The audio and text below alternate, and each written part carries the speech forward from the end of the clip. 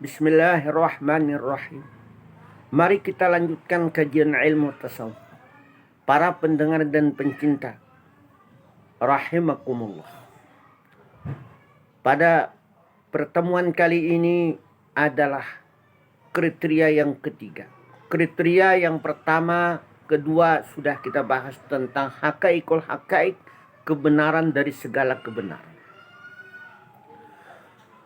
Fanuru Muhammadin sallallahu alaihi wasallam tusamma bi'ainil haq. Maka nur Muhammad dinamakan bi'ainil haq, kenyataan yang hak. Yang hak adalah Allah subhanahu wa ta'ala. Memang nur Muhammad itu Allah yang menciptakan. Terbit. Karena nur Muhammad itu terbit ada awalnya. Tetapi tidak ada akhirnya. Sehingga Nur Muhammad dinamakan dengan Ainul Qurbah, diri yang dekat. Dekat sekali. Bahkan tidak ada jarak sedikit pun dengan Allah. Dengan sang pencipta Nur Muhammad, yaitu Allah. Zat wajibal wujud. Tidak ada jarak sedikit pun. Kalau urat leher ini parak lawan kita. Dekat lawan kita.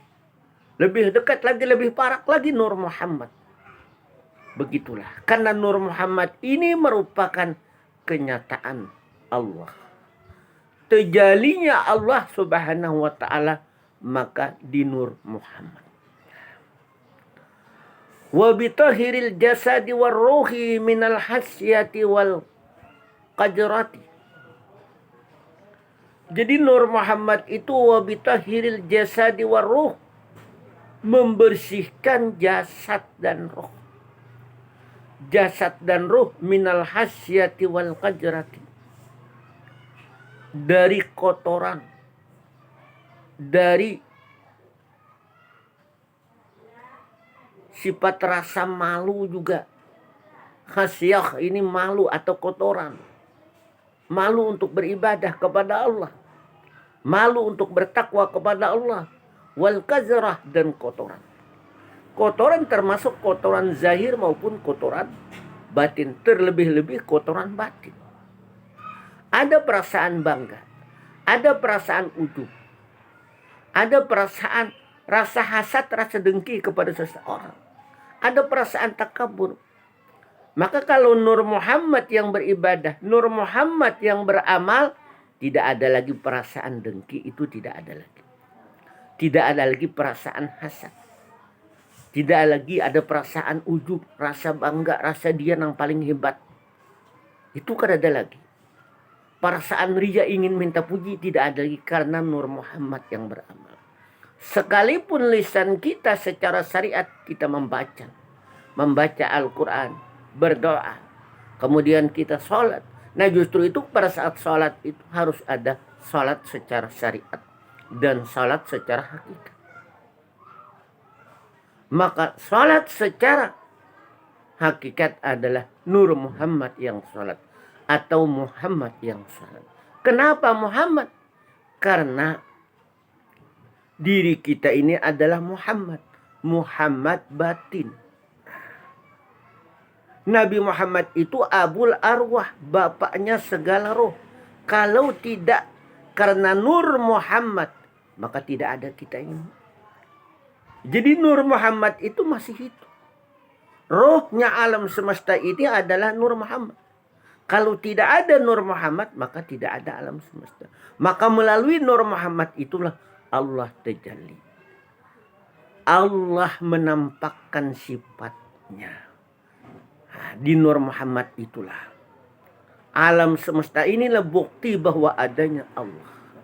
Alam semesta inilah menunjukkan wujud Allah, adanya Allah. Itu masih sifat.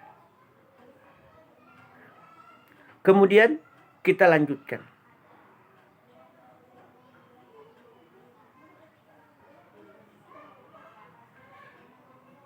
Wa bitahiril jasadi war ruhi minal hasyati wal qajrati. Nur Muhammad itu membersihkan jasad, waruh dan ruh minal hasyati, dari kotoran-kotoran penyakit batin, dari dosa-dosa kita. Wal kadrah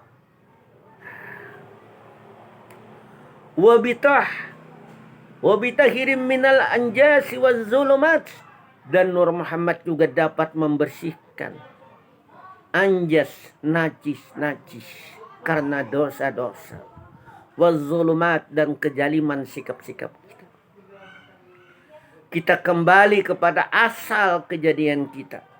Apa asal kejadian kita adalah Nur Muhammad, tidak lain. Justru itu kita harus punya wasilah. Agar kita dekat dengan Allah, maka harus punya wasilah. Lalu apa wasilah kita? Wasilah kita adalah Nur Muhammad, tidak lain. Al-wasilatu ruju'ul mu'min ila aslin nafsi. Artinya wasilah itu kembalinya orang mukmin kepada asal diri. Apa asal diri kita? Adalah Nur Muhammad. Al-wasilatu ruju'ul mu'min ila ma khalaqallahu qablal asya.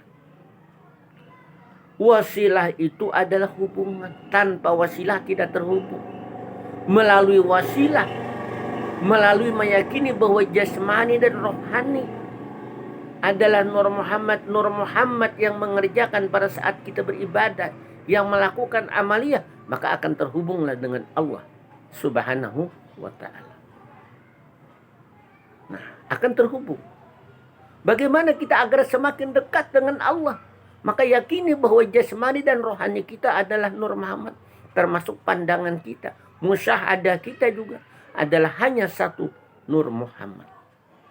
Jadi kalau kita melihat alam semesta, walaupun kita melihat alam semesta, pohon semuanya, maka hanya satu musyahadah kita, pandangan kita adalah Nur Muhammad. Ini namanya memasrahkan Nur Muhammad.